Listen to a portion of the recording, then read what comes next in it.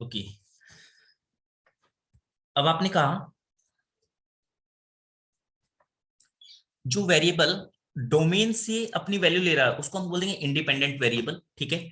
और जिसकी value codomain से आ रही है उसको हम बोलेंगे डिपेंडेंट वेरिएबल, ठीक है।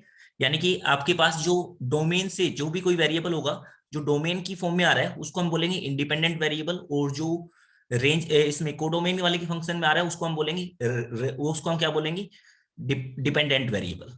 जैसे मान लो अगर आपके पास कोई फंक्शन लिखा है y equal to f of x, y equal to f of x function लिखा हुआ है, तो x की जो वैल्यू वहां पुट करते हैं, x की जो वैल्यू पुट करते हैं वो तो क्या कहलाती है, वो जो वैल्यू होगी वो x की जो वैल्यू पुट करते हैं वो क्या कहलाती है, डोमेन से आई होती है वो वैल्यू। तो आपने कहा x की जो वैल्यू पुट कर रहे हैं वो डोमेन से आई होती है, तो इसका मतलब वो क्या हो गया, इंडिपेंडेंट वेरिएबल होगा, उसके कोरस्पॉन्डिंग वैल्यू निकल कर आती है, तो वो क्या हो जाएगा, वो कोडोमेन का पार्ट होगा। यानी रेंज जो होती है वो कोडोमेन का पार्ट होती है, तो कोडोमेन का पार्ट होती है तो वो क्या कहती है, वो होती है आपके पास डिपेंडेंट वेरिएबल। वो क्या होती है, डिपेंडेंट वेरिएबल,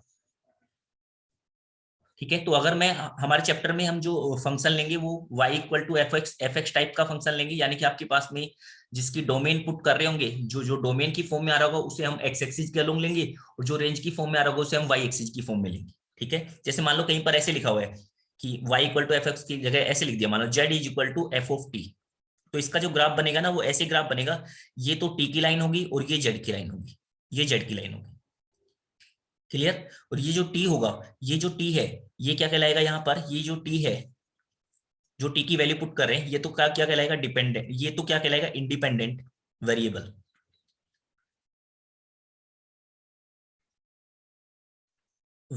और ये जो कहलाएगा ये क्या कहलाएगा, डिपेंडेंट वेरिएबल। कि टी की वैल्यू आपने कुछ पुट की उसके कोरस्पॉन्डिंग जेड की वैल्यू आएगी, ये डिपेंडेंट वेरिएबल कहलाएगा, ये डिपेंडेंट वेरिएबल कहलाएगा। और हम इस चैप्टर में जो लेने वाले हैं y equal to f x type का लेंगे, ठीक है, y equal to f x type का लेंगे। जैसे z equal to f of t लिया था तो y equal to f of x लेंगे, तो एफ ऑफ एक्स की जो वैल्यू चलेगी वो तो यहाँ पर चलेगी, यानी कि x की जो वैल्यू होगी वो x एक्सिस के अलोंग, और y की जो वैल्यू होगी y एक्सिस के अलोंग होगी, ठीक है। इतनी बातें ध्यान रखनी है।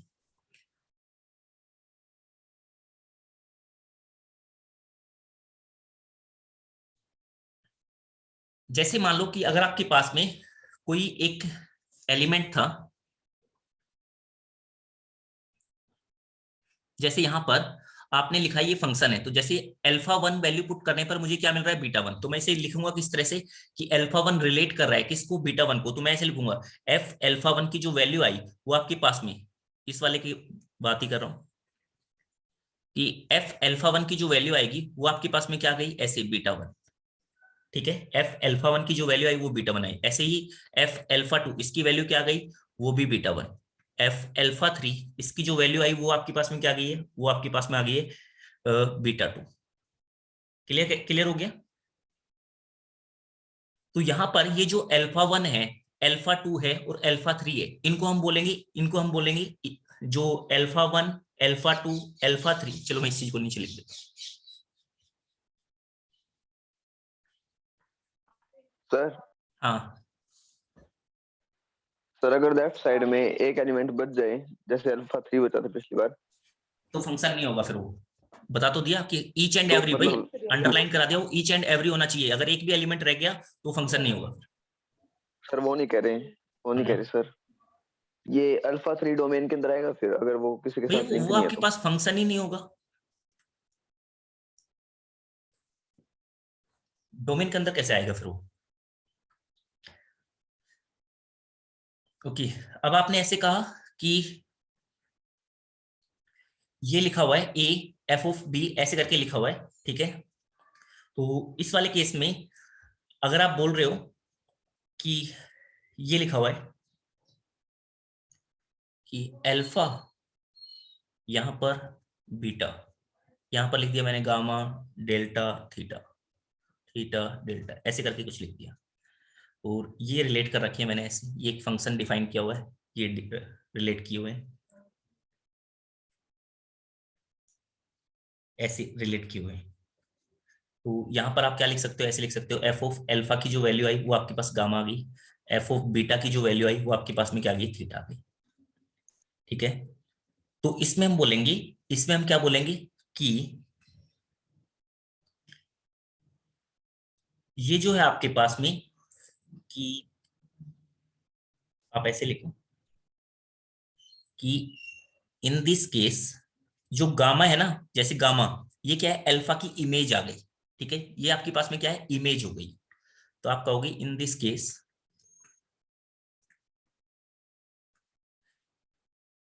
Gamma is image, image of, gamma is image, ठीक है, गामा क्या हो गया है, इमेज हो गया है यहाँ पर ऑफ अल्फा, अल्फा की इमेज है कौन, गामा, ठीक है, किस फंक्शन ने, अंडर फंक्शन एफ, कौन से, इस वाले फंक्शन की, जो हमने फंक्शन लिखा हुआ है इस फंक्शन के अंदर, under function F, under function F. Okay, ऐसे ही जो थीटा होगा, थीटा ये क्या होगा, is image of beta, beta under function F. एक तो ये बात क्लियर होगी, ये क्या कहलाएगा, ये इमेज कहलाएंगे, ये वाले जो होंगे ये इमेज कहलाएंगे, अल्फा और बीटा के लिए ये वाले इमेज कहलाएंगे। ओके, और ये जो होंगे अल्फा और बीटा, अल्फा और बीटा गामा और थीटा के लिए प्री इमेज कहलाएंगे, क्या कहलाएंगे, प्री इमेज। तो पहले जो आ रहा है वो प्री इमेज, बाद में जो आ रहा है इमेज, आप ऐसे करके ध्यान रख सकते हो, ठीक है। ऑल्सो अल्फा, अल्फा को हम ऐसे कह सकते हैं, alpha is called pre image of,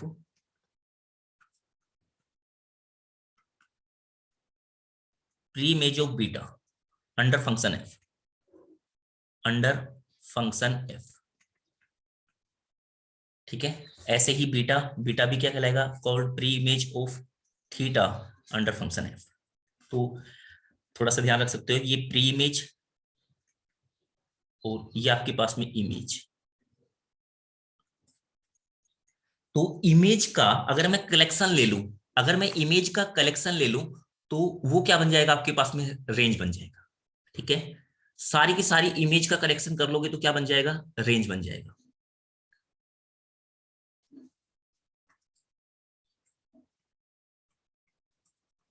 आपने कहा कि द सेट कंटेनिंग,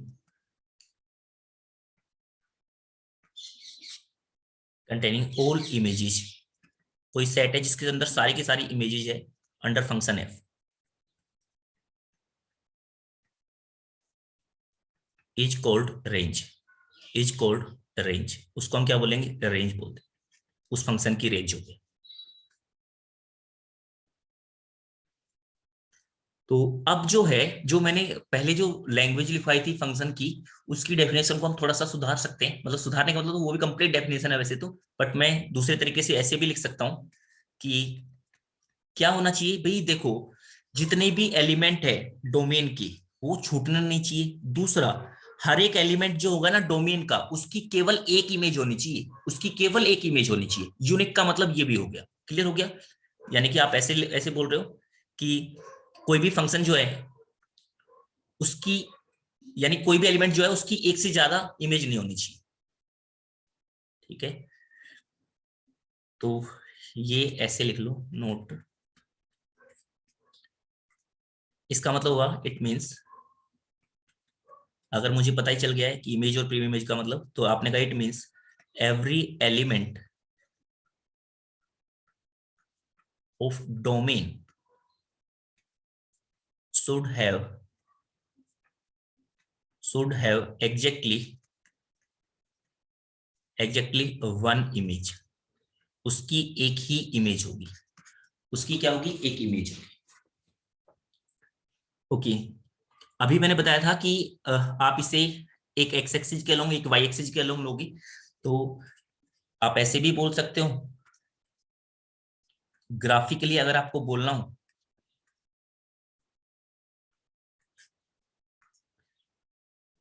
कि ये कोई भी ग्राफ दे रखा है आपके पास में, किसी भी एक्सप्रेशन का आपके पास ये ग्राफ गिवन है, ऐसे ग्राफ गिवन है,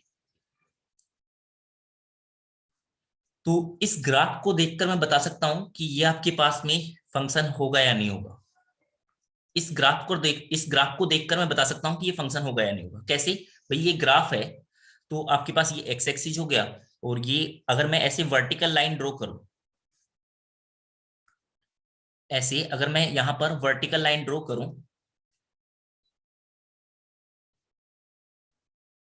ऐसी अगर मैं वर्टिकल लाइन ड्रॉ करूं तो देखा आपने, ये वर्टिकल लाइन इस ग्राफ को अगर केवल एक पॉइंट पर कट कर रही है, ठीक है, अगर आपके पास में एक पॉइंट पर कट कर रही है तब तो ठीक है, अगर एक से ज्यादा पॉइंट पर कट कर रही है तो एक से ज्यादा पॉइंट पर कट करने का मतलब क्या हुआ कि एक ही y की वैल्यू के लिए, जैसे मान लो ये वर्टिकल लाइन जो होती है, वर्टिकल लाइन की इक्वेशन कैसी होती है, मान ऐसे होती है ना, y equal to 2, y equal to 3, y equal to 4, ऐसे लाइन की इक्वेशन होती है। तो आपके पास में यानी कि एक y की वैल्यू के लिए दो x की वैल्यू मिल गई, एक y की वैल्यू के लिए दो x की वैल्यू मिल गई।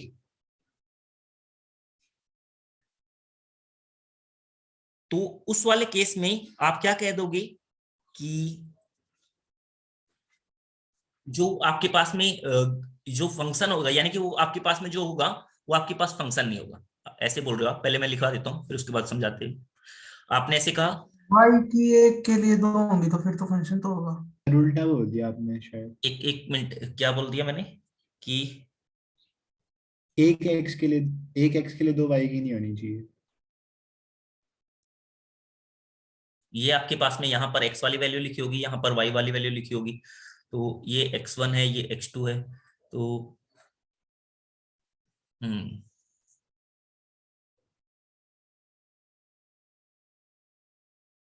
हाँ, तो ओके, मैंने जो है, सॉरी लिखने में थोड़ा सा वो कर दिया।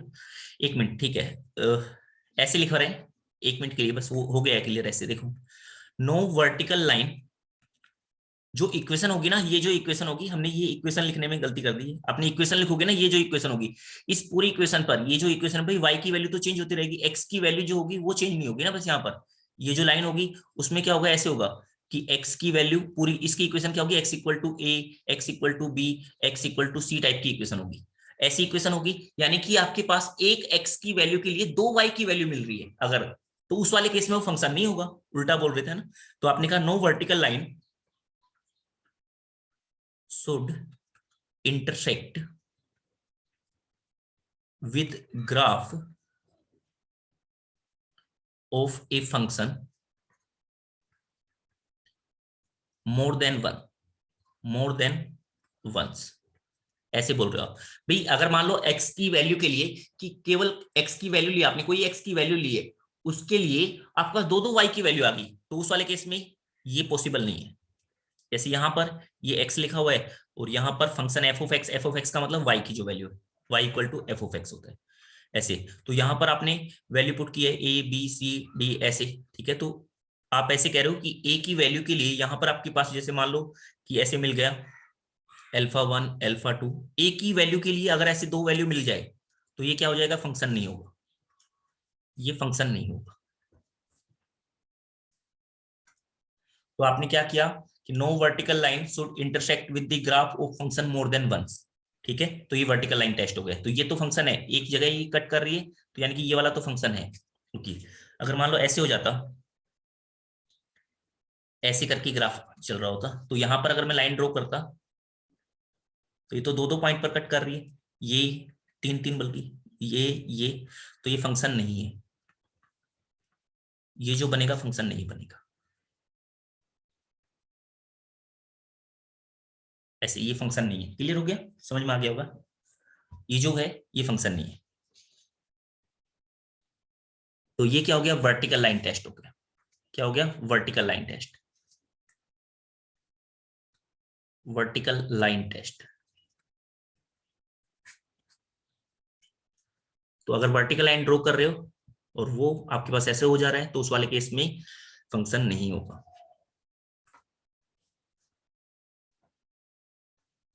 एक चीज और, कि अगर आपके पास फंक्शन ऐसे करके डिफाइन हो, जैसे मान लो कि ऐसे करके लिखा हुआ है f of x, let f of x equal to x square plus 1 divide by, यहां पर लिख दिया मैंने x माइनस 1, देन फाइंड, जब उस वाले केस में आपसे बोला जाए then find domain of function, तो आप क्या कहोगे कि ये डिफाइन होना चाहिए। डिफाइन होने का मतलब आपके पास डोमेन ऑफ फंक्शन क्या होगी, आप लिखते थे ऐसे कि r माइनस में ये 1, x की वैल्यू 1 नहीं होनी चाहिए। ओके, बट अगर कहीं पर क्वेश्चन में ऐसे करके लिख दिया कि एक फंक्शन डिफाइन है, ऐसे करके लिख देते हैं फंक्शन डिफाइन है, कैसे, ये लिख दिया मैंने ऐसे r पॉजिटिव से लेकर के r तक आपके पास में एक फंक्शन डिफाइन है, और ये फंक्शन जो है वो बताया हुआ है एफ ऑफ एक्स जो है वो आपके पास क्या है, एक्स की पावर 3। तो भाई अब आपके पास में यहां से अब आप खुद से नहीं बताओगे कि डोमेन को क्या होगी उसकी क्या नहीं होगी। डोमेन बताने का मतलब आप बोल दो आपकी सर ये तो एक्स की पावर 3 लिखा है तो इसकी डोमेन तो क्या होगी, ओड रियल नंबर। नहीं, उसने क्वेश्चन में पहले बता दिया कि जो पहले लिखा होता है ना, ये पहले पहले देखो एक फंक्शन डिफाइन है आर पॉजिटिव से लेकर आर ऐसे, तो ये पहले जो लिखा जाता है ये डोमेन लिखा जाता है, ये डोमेन होगा। अब यहाँ पर ये डोमेन होगा और ये क्या बन जाएगा, यहाँ पर कोडोमेन होगा। ये वाला जो होगा ये क्या बनेगा, कोडोमेन। यानी कि उसकी जो रेंज आएगी वो आर में से आएगी और डोमेन क्या है, आर पॉजिटिव है। नेगेटिव वैल्यू आप पुट ही नहीं कर सकते, जीरो वैल्यू भी पुट नहीं कर सकते। तो अब अगर आपसे पूछा जाए व्हाट इज डोमेन, तो डोमेन क्या होगी, व्हाट इज डोमेन, तो डोमेन क्या होगी, आर पॉजिटिव। डोमेन क्या होगी, ये आर पॉजिटिव।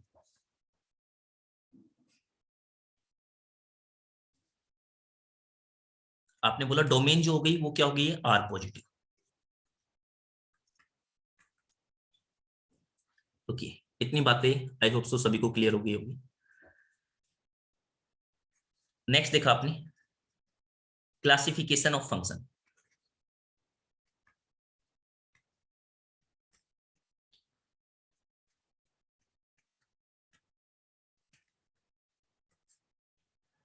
तो क्लासिफिकेशन ऑफ फंक्शन में फर्स्ट टाइप ऑफ फंक्शन देखा आपने, तो देखा आपने इनटू या फिर ऑन टू फंक्शन, इनटू या फिर ऑन टू फंक्शन। तो इनटू फंक्शन का मतलब क्या हो गया आपके पास में कि भाई अगर कोडोमेन में कोई एक ऐसा एलिमेंट रह जाए, कोडोमेन में अगर आपके पास कोई एक ऐसा एलिमेंट रह जाए जिसकी प्री इमेज ना हो, जिसकी प्री इमेज नहीं हो, यानी कहने का मतलब वो एलिमेंट किसी के साथ कनेक्ट नहीं हुआ हो, तो वो क्या कहलाएगा, इनटू। अगर सारे के सारे एलिमेंट कनेक्टेड है तो क्या कहलाएगा, ऑन टू कहलाएगा। क्लियर हुआ। जैसे आपके पास में इनटू, इनटू का मतलब हो गया आपके पास में ये कोई है, ये कोई है, यहां पर लिखा है अल्फा 1 अल्फा 2 और यहां पर लिखा है बीटा 1 बीटा 2। ये ए है, ये बी है, ये कोई फंक्शन जा रहा है ऐसे। ये अल्फा 1 भी बीटा 1 के साथ जा कनेक्ट हो गया, ये भी, तो ये फंक्शन है, हाँ फंक्शन है। बट ये क्या है, एक एलिमेंट यहाँ पर रह गया है, ये एक एलिमेंट जो है यहाँ पर रह गया है, तो ये बन जाएगा इनटू फंक्शन। इसको बोलेंगे हम इनटू फंक्शन। अगर ये एलिमेंट नहीं रहता, कोई भी एलिमेंट ना रहे, तो उस वाले केस में हम क्या बोलेंगे, ऑन टू फंक्शन। ऐसे अल्फा 1 अल्फा 2, ये आपके पास में बीटा 1 बीटा 2।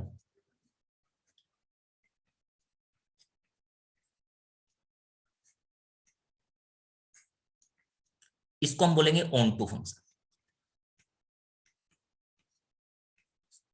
कोई भी एलिमेंट नहीं रह रहा है कोडोमेन में, अगर कोई भी एलिमेंट नहीं रह रहा है, यानी कि डोमेन नहीं, कोडोमेन और रेंज अगर आपस में इक्वल हो जाए, तो उस वाले केस में क्या हो जाएगा, ऑन टू फंक्शन बन जाएगा। और अगर ऐसा नहीं है तो उस वाले केस में ये बन जाएगा इनटू। इस वाले केस में क्या बन जाएगा, इनटू। कहने का मतलब हुआ कि जो रेंज हो गई, रेंज वो क्या होगी, सबसेट होगी, ऐसे सबसेट होगी किसका, कोडोमेन का। इस वाले केस में तो क्या होगी, सबसेट हो गई। इसका मतलब हुआ, ये देखो मैंने यहां पर ऐसे इक्वल टू साइन नहीं लगाया, अगर इक्वल टू लगा देता तो इसका मतलब इक्वल भी हो सकता था, तो मैंने ये केवल ये लगाया। इसका मतलब रेंज जो है इसका पार्ट है एक तरह से कोडोमेन का, कोई ना कोई एक एलिमेंट ऐसा जरूर है कोडोमेन में जो रेंज के अंदर नहीं है। ओके, और इस वाले केस में क्या हो जाएगा, रेंज जो होगी वो किसके इक्वल आ जाएगी, कोडोमेन के इक्वल आ जाएगी। इस वाले केस में जो रेंज होगी वो कोडोमेन के इक्वल आ जाएगी। ये इसका मतलब है प्रॉपर सबसेट है। प्रॉपर सबसेट का मतलब हुआ कि कोई ना कोई एक एलिमेंट ऐसा है जो यहां पर नहीं है रेंज में, रेंज में कम है, कोडोमेन में ज्यादा है। क्लियर हुआ। जो ऑन टू फंक्शन होते हैं, ओके, ऑन टू फंक्शन का ये वाली बात क्लियर होगी आप सभी को। ऑन टू फंक्शन में क्या होता है, ऑन टू फंक्शन को हम क्या बोलते हैं, सर्जेक्टिव फंक्शन भी बोलते हैं। ऑन टू फंक्शन जो होते हैं उनको हम क्या बोलते हैं, सर्जेक्टिव फंक्शन भी बोलते हैं। तो आपने कहा ऑन टू का मतलब हो गया आपके पास में surjective function. Onto function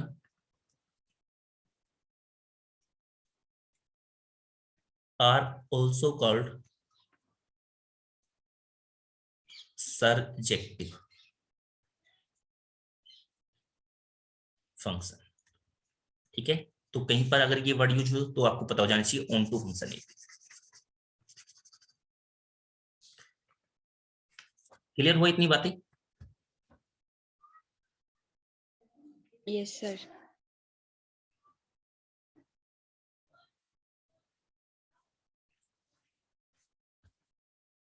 तो अगर आपने कहीं पर भी ये फाइंड करना हो कि कोई फंक्शन ऑन टू है या फिर इन टू है, तो सबसे पहले आप क्या करोगे, आप लिखो ऐसे, to find whether a function is into टू और ऑन टू। फर्स्ट क्या करोगे, first find range, first find range in the given domain. जो डोमेन गिवन है उसमें आप क्या करो, रेंज फाइंड करो। आपने क्या करना है, first find range in the given domain. Given domain में आप क्या कर लो, रेंज फाइंड कर लो। Then compare it with codomain, then compare it with codomain, codomain के साथ कंपेयर कर लो उसे। तो अगर कोडोमेन और रेंज आपस में इक्वल आ गई, कोडोमेन और रेंज आपस में इक्वल आ गई, तब तो क्या बन जाएगा, ऑन टू, ऑन टू और सर्जेक्टिव।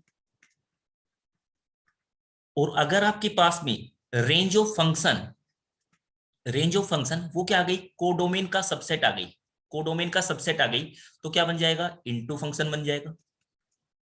और किसी केस में मान लो रेंज की वैल्यू ज्यादा हो जाए, रेंज की वैल्यू ज्यादा होने का मतलब वो कोडोमेन से भी बाहर चला गया, तो उस वाले केस में तो फंक्शन ही नहीं होगा फिर वो। अगर किसी केस में ऐसा हो जाए उल्टा, कोडोमेन जो है वो सबसेट आ गई रेंज ऑफ फंक्शन का, तो उस वाले केस में क्या हो जाएगा, not a function,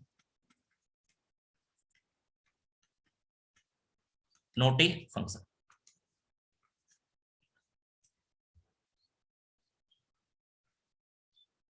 okay, into को और क्या कहते हैं सर? क्या कह रहे हो, इनटू को इंजेक्टिव। इनटू को तो इनटू ही बोलते हैं, one on onto surjective, अच्छा सर्जेक्टिव इंजेक्टिव, हाँ ठीक है, वो ऐसे पूछ रहे हो। इंजेक्टिव बहुत। ठीक है। अब आपने ऐसे बोला कि वो एक इंजेक्टिव हो गया, एक सर्जेक्टिव हो गया, ठीक है। अब आपने ऐसे बोल दिया कि जैसे आपने ये चेक करना है कि ऑन टू इनटू फंक्शन, ये चेक करना है, तो चेक ऑन टू इनटू ऐसे।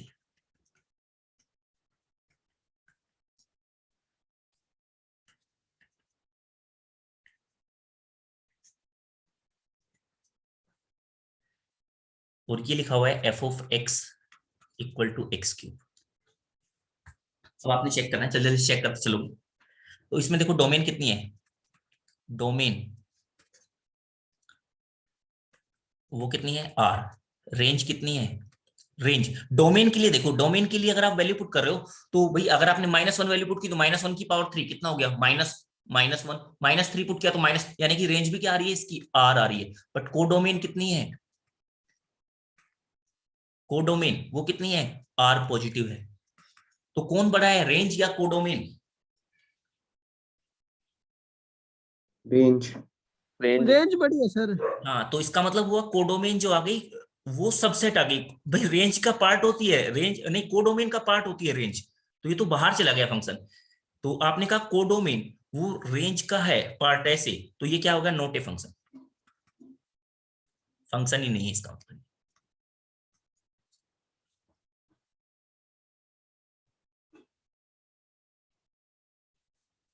इसका मतलब समझे आप, जैसे मान लो ये लिखा हुआ था, पर इसका ग्राफ तो फिर ऐसा तो नहीं हाँ होगा। ग्राफ तो रह सकता है, ग्राफ रहने में भी, ग्राफ रहने में प्रॉब्लम है ना कि मान लो आपके पास में ऐसे है कि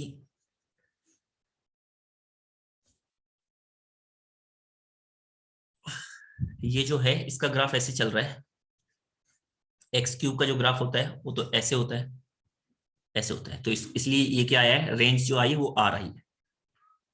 इसका मतलब हुआ क्या, हुआ ऐसे कि उन्होंने डिफाइन कर दिया ना, उसमें ऐसे ऐसे डिफाइन कर दिया कि जो डोमेन थी ना, मैपिंग करनी है ना भी आपने, तो ऐसे मैपिंग करनी है, -1 ये ऐसे लिखा हुआ है, -2 -3 -1 0 1 2 3, ये तो ऐसे करके डोमेन दे दी, ऐसे करके डोमेन दे दी, और ये आपके पास में कोडोमेन दी हुई है। कोडोमेन में क्या दिया हुआ है, ऐसे 1 2 3 4 5 ऐसे करके दिया हुआ है। तो भाई अगर मैं जैसे 1 को करता हूँ, ठीक है, 1 भी हो जाएगा, 2 2 8 के साथ जाके कनेक्ट हो जाएगा, 3 जो होगा वो 27 के साथ जाके कनेक्ट हो जाएगा, ठीक है, इतनी बातें तो ठीक है। अब ये 0 को किससे कनेक्ट करूं, मैं 0 को किससे कनेक्ट करूं, ये तो कनेक्ट ही नहीं हो पा रहा है। इस कनेक्ट करने का मतलब बाहर जाऊंगा कहीं पर कनेक्ट करने के लिए, कनेक्ट ही नहीं हो पा रहा, ये भी कनेक्ट नहीं हो पा रहा, ये भी कनेक्ट नहीं हो पा रहा, तो इसलिए ये क्या नहीं है, function. Yes sir. Okay,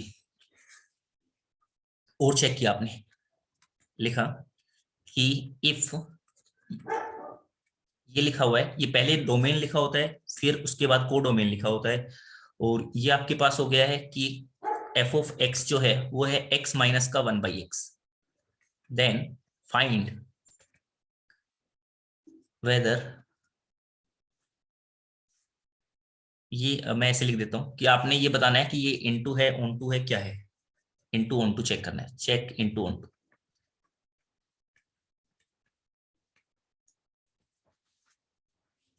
check into onto, ये चेक करना है, चेक करोगे।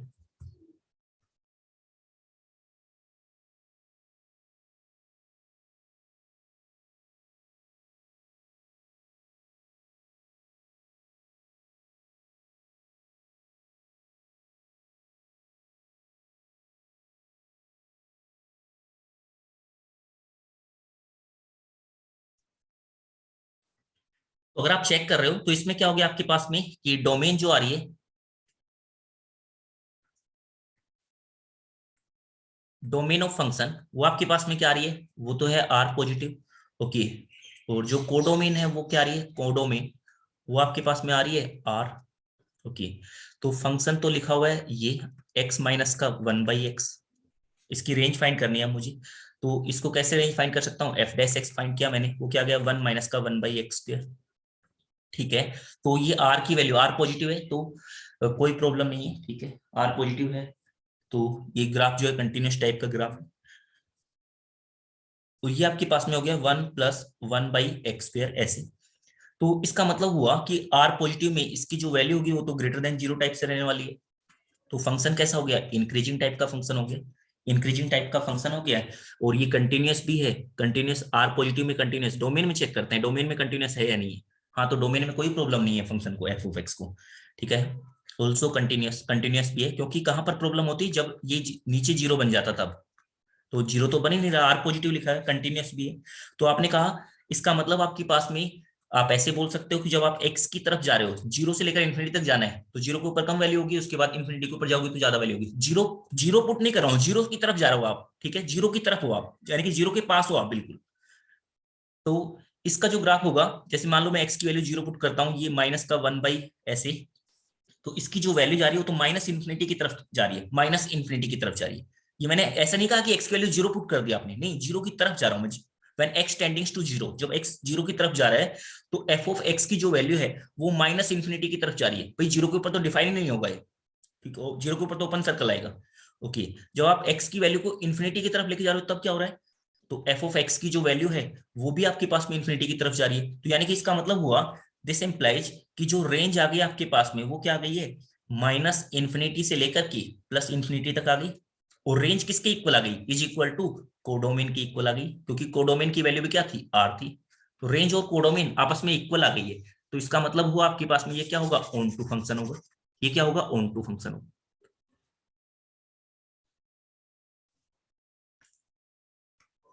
Hence on to.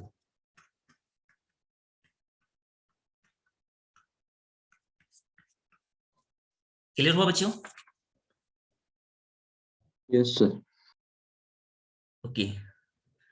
अभी भी कॉन्फिडेंस नहीं आया तो एक क्वेश्चन और लिखो, ऑन टू इनटू बताना है आपने, ऑन टू इनटू चेक करना है, ये लिखा हुआ है एक फंक्शन है आर पॉजिटिव से लेकर के आर पॉजिटिव तक, ठीक है, और यहाँ पर लिखा हुआ है एफ ऑफ एक्स की जो वैल्यू है वो x² है, इसका तो आप ग्राफ भी जानते हो कि आर पॉजिटिव के लिए x की वैल्यू जब पॉजिटिव रहेगी तब ये ग्राफ बनेगा, सर ऊपर वाला बताना। ऊपर वाला क्या बताऊं? कोडोमेन सर रेंज के इक्वल कैसे है? कोडोमेन देखो ना, ये लिखा हुआ है आर, आर पॉजिटिव से आर, आर का मतलब क्या, माइनस इन्फिनिटी से लेकर प्लस इन्फिनिटी। ये ऊपर डिफाइन है ना, कोडोमेन सर तो ऊपर ही लिखा। रेंज तो सर 0 टू इन्फिनिटी आ रही है ना। जीरो टू इन्फिनिटी क्या है, जब एक्स की वैल्यू जीरो की तरफ जा रही है तो देखो एफ ऑफ एक्स की वैल्यू कहां जा रही है, माइनस इन्फिनिटी की तरफ जा रही है। ये देखो ना, माइनस इन्फिनिटी, ये प्लस इन्फिनिटी। ऑन टू है क्या आंसर? इसका आंसर ऑन टू, हाँ। ओके दीपक, क्लियर हुआ है नहीं हुआ है? नहीं सर। भाई जब आप x की वैल्यू को जीरो पुट कर रहे हो फंक्शन में, देखो जब आपने x की वैल्यू को जीरो पुट किया इस फंक्शन में, ये जो फंक्शन लिखा हुआ है इसमें जीरो की तरफ पुट कर रहे हो, तो ये जीरो माइनस में one by zero, one by zero का मतलब minus infinity, one by zero का मतलब इन्फिनिटी, माइनस का साइन लगा तो माइनस इन्फिनिटी। जब x की वैल्यू जीरो की तरफ जा रही है तो ये माइनस इन्फिनिटी की तरफ जा रहा है, जब x की वैल्यू इनफाइनाइट की तरफ जाएगी तो ये जीरो की तरफ जा रहा है। नहीं, अच्छा सर, जब मैं फ्लैश एक्स में देख रहा था। जब आप x की वैल्यू को इन्फिनिटी की तरफ पुट करोगे तो इन्फिनिटी माइनस जीरो, तो वो क्या हो जाएगा, इन्फिनिटी की तरफ ही जा रहा है, प्लस इन्फिनिटी की तरफ। x में नहीं देखना, y एफ की एफ वैल्यू चेक एक्स करनी में होती है, देखना f ऑफ सर। x की वैल्यू चेक करनी होती है। x की वैल्यू तो डोमेन कहलाती है। अब तो भाई इतनी सारी चीजें कर चुके हैं, अब तो अब ऐसी चीजें नहीं होनी चाहिए। ओके नेक्स्ट क्वेश्चन आपके सामने दिया हुआ है, भूयस का आंसर आ गया है, और किसी बच्चे का है? सर ऑन टू आ गया। ऑन टू आ गया है, ठीक है। भाई आपने कहा कि इसकी रेंज देखो, इसकी रेंज मैंने देखो नेगेटिव वाला पोर्शन हटा ही दिया, क्यों हटा दिया, क्योंकि यहाँ पर डिफाइन है केवल आर पॉजिटिव, डोमेन जो है ना आर पॉजिटिव है, ये डोमेन है, ये डोमेन है। तो इस इन वैल्यू के लिए चेक करना आपने, और ये आपके पास में क्या कहलाती है, कोडोमेन। तो देखो इसकी जो रेंज आ रही है, रेंज ऑफ फंक्शन, वो आपके पास में क्या आ रही है, रेंज ऑफ फंक्शन जो आपके पास में निकल कर आ रही है वो तो क्या आ रही है, जब जीरो से लेकर इनफाइनाइट की तरफ जा रहे हो तो आपके पास वैल्यू आ रही है जीरो से इनफाइनाइट, यानी कि इसका मतलब होता है आर पॉजिटिव, आर पॉजिटिव। यानी कि ये तो किसके इक्वल आ गया, is equal to codomain, codomain की इक्वल आ गया, तो इसका मतलब होगा ऑन टू फंक्शन। 0 पे क्लोज ब्रैकेट। जीरो के ऊपर क्लोज ब्रैकेट क्यों, जीरो तो मैंने लिया ही नहीं ना, यहाँ पर जीरो के ऊपर ओपन है, ये ओपन है। दीपक क्या कर रहे हो भाई, ये सर ओपन है। एफ स्केयर पे एफ एक्स की वैल्यू 0 नहीं आ सकती सर। क्यों, क्योंकि आप पुट ही नहीं कर रहे ना, जीरो पुट ही नहीं कर रहे। डोमेन देखो आर पॉजिटिव है, आपने जीरो पुट ही नहीं किया, जीरो के ऊपर ओपन है।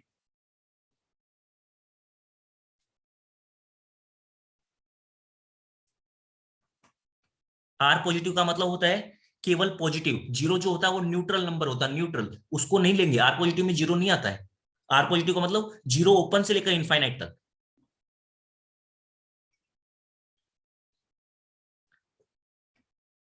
ओके नेक्स्ट क्वेश्चन, मैं कहता हूं कि लेट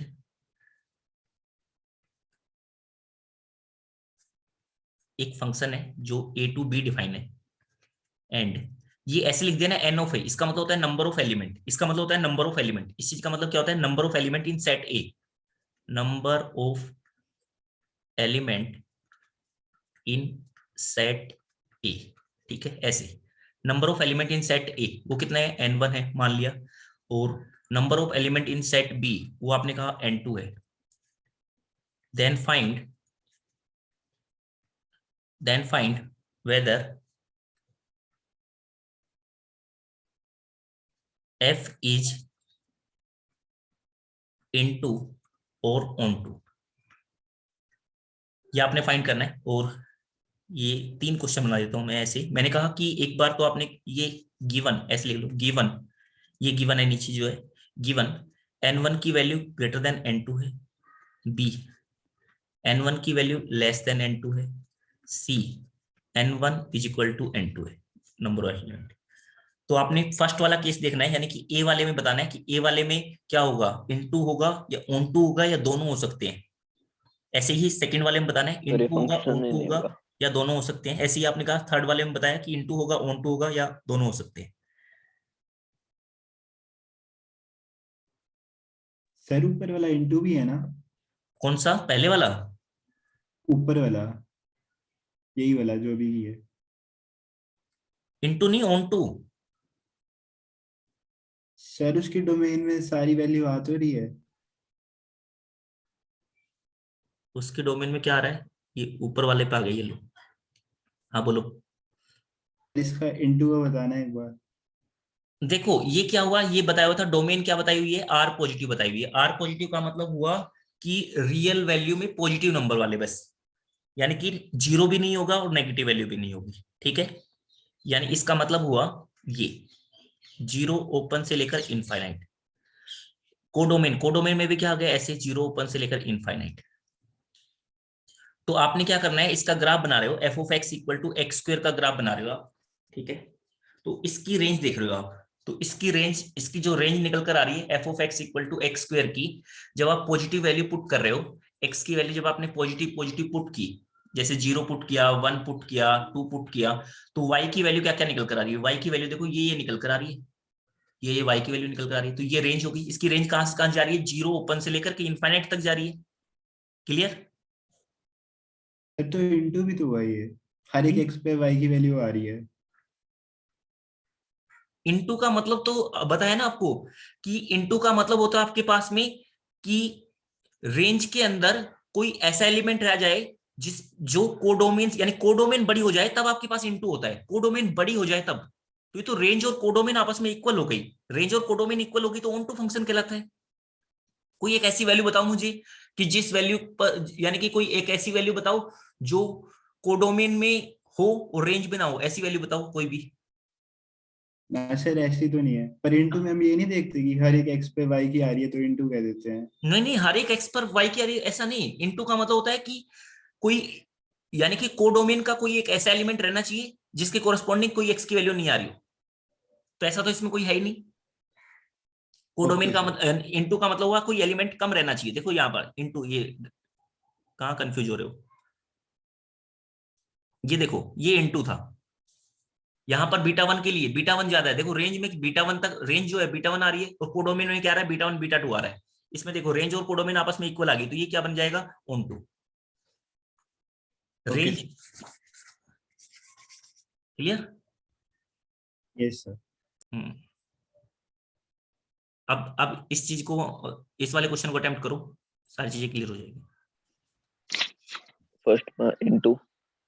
फर्स्ट का इनटू, भूयस बताओगे? सर फर्स्ट का इनटू और ऑन टू, सेकंड का मेंशन ही इनटू, नहीं है। थर्ड का इनटू और ऑन टू। ठीक है, देखो फर्स्ट वाले केस में क्या हो गया, जो ए वाला केस है इसमें ऐसे हो सकता है कि यहां पर हो गया अल्फा, बीटा, गामा, और यहां पर आपके पास हो गया है ये n1 की वैल्यू ज्यादा होनी चाहिए, यानी पहले वाले में ज्यादा होना चाहिए, बाद वाले में कम होनी चाहिए, ए बी।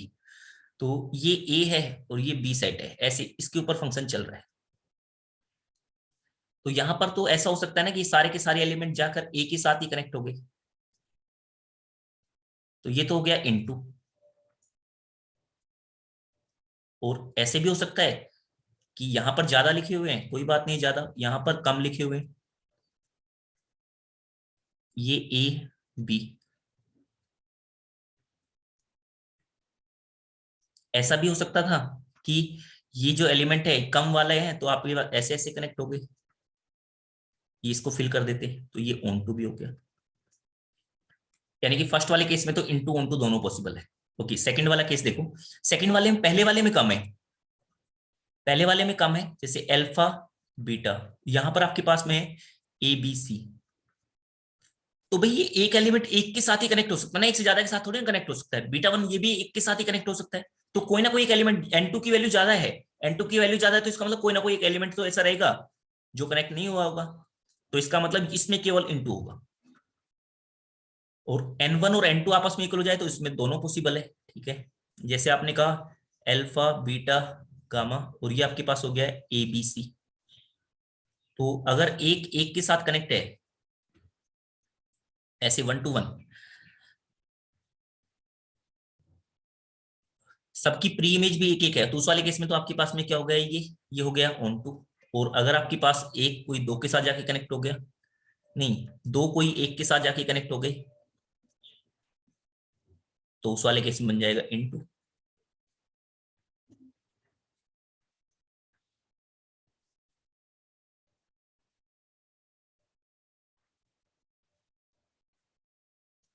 ये बन जाएगा इनटू, वो ऐसी पॉसिबिलिटी है। ओके, तो यहां तक एक बार मुझे बताओगे, यहां तक की बातें सबको क्लियर हुई है या नहीं हुई है? Yes, sir. क्लियर हो गई? Yes, sir. तो एक क्वेश्चन लेते हैं, आज की क्लास का लास्ट क्वेश्चन लेते हैं। तो ये जो है अच्छा क्वेश्चन है, सोल्व करोगे सभी। लेट एफ ऑफ, एक फंक्शन गिवन है ऐसे,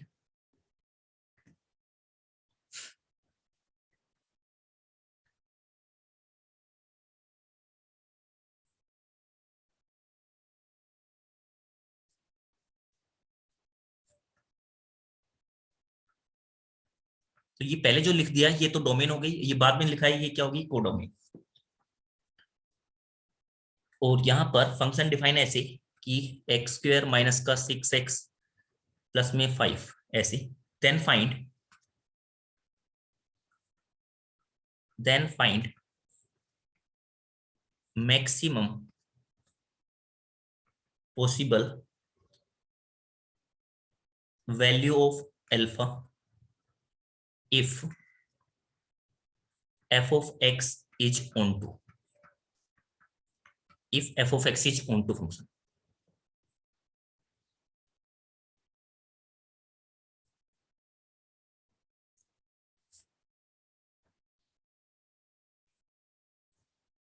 तो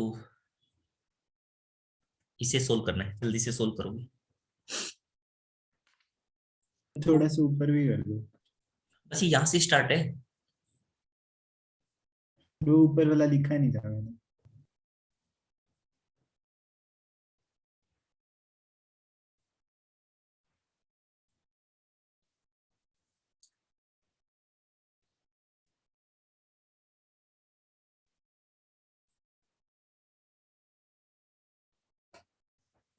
तो सबसे पहले तो क्या करो, इसका ग्राफ बना लो। जैसे कि एक्स स्क्वायर माइनस का 6x प्लस 5 लिखा हुआ है, इसको फैक्टराइज फॉर्म में लिख लो। फैक्टराइज फॉर्म में लिखोगी तो आपके पास में क्या आ गया, x माइनस का 5 एंड x माइनस का 1 आ गया। ठीक है, उसका ग्राफ बनाया आपने, उसके दो रूट आ रहे हैं, एक 1 आ रहा है, एक 5 रूट आ रहा है। ठीक है, तो उसका ग्राफ बना लो। कैसा बनेगा, पैराबोला। पैराबोला कैसा, अपवर्ड टाइप का पैराबोला। फिर वहां से आप रेंज फाइंड करो। ये बताया हुआ है ऑन टू फंक्शन है। ऑन टू फंक्शन होने का मतलब आपके पास में उसकी जो रेंज की मिनिमम वैल्यू होगी वो 4 से स्टार्ट हो रही होगी।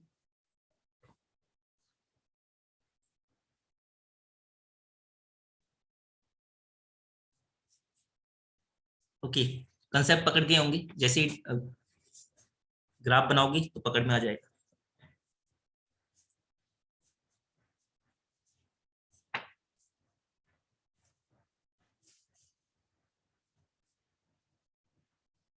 ओके, मैंने क्या बोला भाई अभी आपको, मैंने ऐसे बोला कि जैसे ये लिखा हुआ है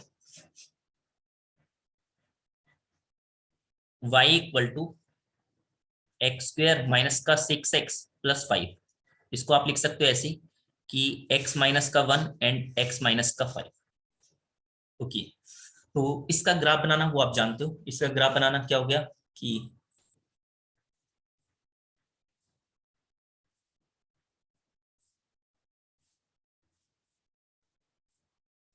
ये y एक्सिस हो गया, ये x एक्सिस हो गया। तो 1 से लेकर के और ऐसे करके कोई ग्राफ जा रहा होगा। तो ये x की वैल्यू क्या है, यहाँ पर 1 है और यहाँ पर x की वैल्यू जो है वो 5 है। ओके, अब ये बताया हुआ है ऑन टू है। ऑन टू का मतलब इसकी मिनिमम वैल्यू यानी रेंज की जो मिनिमम वैल्यू है वो 4 है। 4 से ऊपर तक की सारी वैल्यू है, 4 से ऊपर तक की सारी वैल्यू आ रही है वहां पर। 4 से ऊपर तक की सारी वैल्यू आने का मतलब हुआ आपके पास में, जैसे यहाँ पर अगर मैं 0 वैल्यू पुट कर दूं तो ये 5 आ रहा है, ये 5 है, ऐसे y की वैल्यू 5 है। तो इसका मतलब हुआ कि यहां से y इक्वल टू 4 की अगर मैं लाइन ड्रॉ करूं,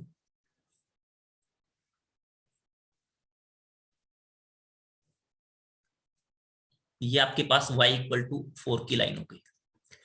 तो 4 से लेकर इनफाइनाइट तक की वैल्यू आ रही है, 4 से लेकर इनफाइनाइट तक की वैल्यू। तो देखो 4 कहां पर, 4 की जो वैल्यू आ रही है वो तो दो जगह पर आ रही है। कौन कौन से 2 पॉइंट आ रहे हैं, एक तो ये वाला पॉइंट आ रहा है और एक ये वाला पॉइंट आ रहा है। तो अल्फा की जो वैल्यू है वो आपके पास में मान लो मैं कह देता हूं कि एक तो ये यहाँ पर ये अल्फा हो सकता है, एक्स की वैल्यू अल्फा, या ये वाली वैल्यू अल्फा होगी। अगर आपने ये वाली वैल्यू को अल्फा ले लिया, पहले वाली की वैल्यू को अल्फा ले लिया, तो अल्फा से लेकर जब आप इनफाइनाइट तक जाओगे तो नीचे वाली जो वैल्यू है ये भी आपको कवर करनी पड़ेगी, ये नीचे वाली जो वैल्यू है ये भी कवर करनी पड़ेगी, यानी कि रेंज में ये भी आएगा आपके पास। ये आपके पास में जैसे ये जो वैल्यू होगी, ये वैल्यू कितनी होगी, तो इन दोनों का मिड पॉइंट 3 पर इसकी वैल्यू चेक कर लो, 9 माइनस का 18, तो माइनस का 9 प्लस 5 तो -4 वैल्यू आएगी ये 3 पर, जब ये 3 वैल्यू है तब। अब मैं क्या बोलना चाह रहा हूं, मैं ये बोलना चाह रहा हूं कि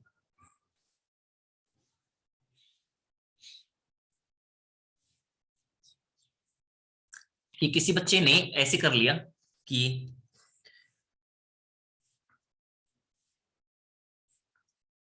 ये जो पॉइंट है, ये जो पॉइंट है, ये जो जहां जहां पर आपके पास y की वैल्यू 4 आ रही है, मान लिया कि y की वैल्यू 4 आने का मतलब ये जो है इसके कोरस्पोंडिंग y की वैल्यू 4 जो आ रही है यहाँ पर, इस पॉइंट को बोल देता हूं मैं, जैसे मान लो ये बीटा पॉइंट है और ये वाला जो पॉइंट है इसके कोरस्पोंडिंग ये आ रहा है गामा। तो x की वैल्यू जब आप बीटा पुट करोगे तो y की वैल्यू 4 आ जाएगी। ऐसे ही x की वैल्यू जब आप गामा पुट करोगे तब भी आपके पास में y की वैल्यू क्या आ जाएगी, 4 आ जाएगी। तो ये अब आपके पास में बीटा से लेकर इन्फिनिटी तक जाएगा या फिर गामा से लेकर इन्फिनिटी तक जाएगा, वो आपने चेक करना है। तो आपने कहा कि अगर आपने ये वाला पार्ट ले लिया, देखो अगर आपने कहा कि बीटा से लेकर इन्फिनिटी वाला पार्ट लिया आपने, तो बीटा से लेकर इन्फिनिटी वाला पार्ट ले लोगे तो आपके पास जो रेंज आएगी, रेंज में आपके पास में क्या आएगा, -4 भी आएगा, ठीक है, ये 0 भी आएगा, इससे नीचे की सारी वैल्यू आएगी। अगर आपने ये वाला पॉइंट लिया,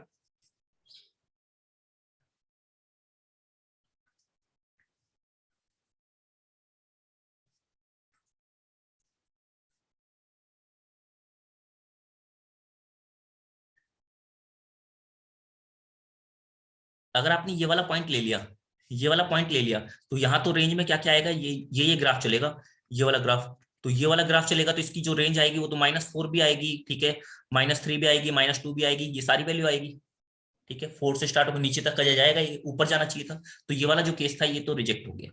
तो कौन सा केस लेना फिर आपने, दूसरा केस आपके पास में कि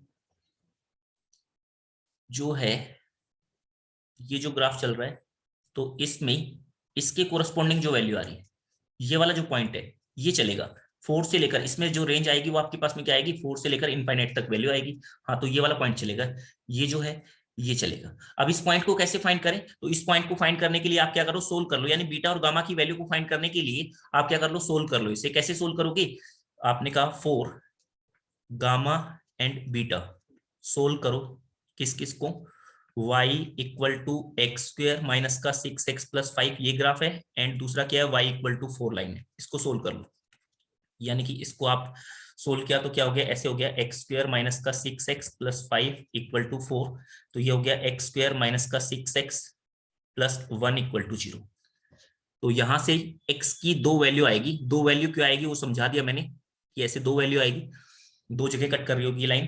तो अब आपने क्या लेना है, बाद वाली वैल्यू लेनी है, एक छोटी वैल्यू आएगी, एक बड़ी वैल्यू आएगी, तो छोटी वाली वैल्यू नहीं लिया, आपने बड़ी वाली वैल्यू लेनी है। तो x की जो वैल्यू आ गई वो आपके पास आ गई है 6 प्लस माइनस √d, तो 36 माइनस का 4 डिवाइड बाई 2, तो ये आपके पास आ गया है 6 प्लस माइनस ये 32 का मतलब हुआ 16 इंटू 2, 4√2 डिवाइड बाई 2, तो ये आपके पास क्या आ गया 3 प्लस माइनस 2√2। तो अब आपने कौन सी वैल्यू लेनी है, जो ये जो है गामा की वैल्यू लेनी है, ठीक है, गामा की वैल्यू लेनी है आपने। तो रेंज जो है,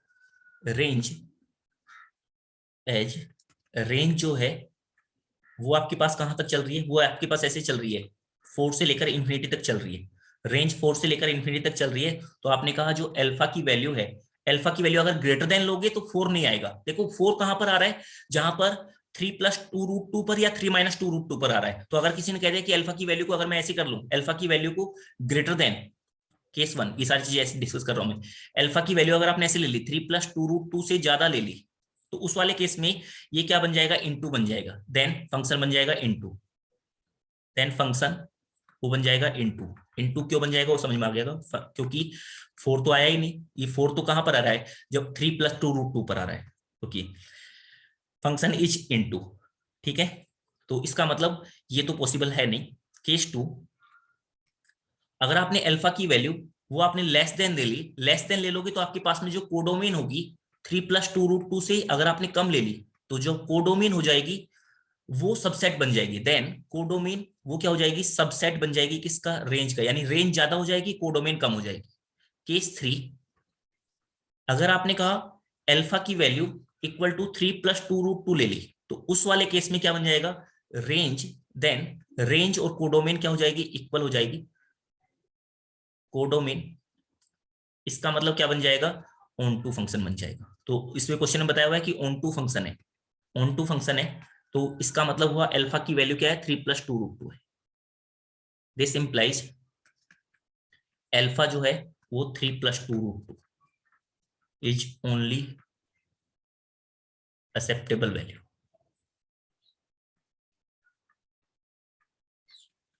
क्लियर हुआ होगा सभी को, ये हमारे पास में था अभी। तो ये y = 4 की लाइन थी, तो ये वाला जो पार्ट था ये हमने कट किया था। ठीक है, ये वाला पार्ट हमने कट किया था। ठीक है, इन्फिनिटी तक चल रहा है। तो अब आपने कहा एक ये भी आ सकता था ऐसे, ये माइनस से लेकर, अगर माइनस इनफाइनाइट से लेकर ऐसे चल रहा होता तब हम ये वाला पार्ट ले लेते, बट ये क्या चल रहा था, 4 से यानी कि अल्फा से लेकर इन्फिनिटी तक चल रहा है।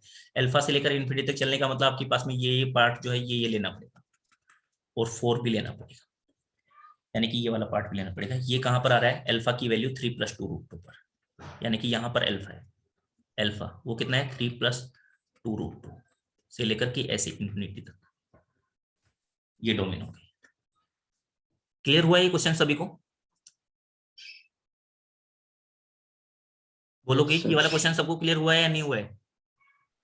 Yes, yes sir. सर। ठीक है, तो यहां तक की बातें आई होप सो सभी को क्लियर हो गई होगी। तो होमवर्क लिख लोगे आप। DTS 3 होमवर्क में करके लेके आने भी डिस्कस करूंगा, बता दिया पहले मैंने। DTS 3 एंड DTS 4 ये आपने करके लेके आने। तो अब बाकी की जो चीजें हैं वो नेक्स्ट क्लास में स्टार्ट करेंगे। तो कहीं पर अगर ऐसे आता है इवन ओड टाइप का आता है, ठीक है, पीरियोडिक टाइप का आता है, वो अभी छोड़ दोगे, नेक्स्ट क्लास में स्टार्ट करेंगे इवन ओड फंक्शन क्या होते हैं, पीरियोडिक फंक्शन क्या होते हैं, उनके बारे में। ठीक है, आज के लिए इतना ही। Okay, bye bye to all of you.